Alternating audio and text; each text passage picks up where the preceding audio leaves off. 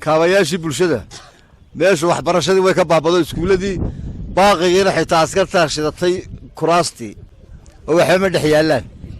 عافيتنا هذا الكيس ده مقالة ugu horumarsan baa hay'ado biyaha kaasooyin magaalada dhexdeeda laga cabi jiray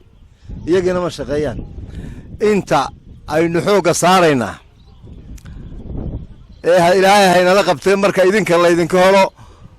loo tafaxaydanaya waa in kaabayaashii bulshada dib loo soo celiyo in caruurtii wax barato in caafimaadkii yaraa la helo in biyaha aynu suuqa ka cabno imika waynu arooraaye inta hadlaynu isla helo nimcayna gadhimayno jirto alxamdulillahi rabbil caalamiin maanta sidaynu nahay iyo maalmaha idinku soo noqonayay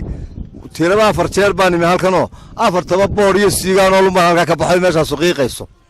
maanta oo taayno xaraada barbar fadhino wax ilaahay loogu mahadiyaa maxaa keenay waxa keenay aqligeena soo yar noqdo nabad baynu qaadanay ilaahay noo siyaadiyo ndaha ilaahay nagama naaqsiye ilaahay noo siyaadiyo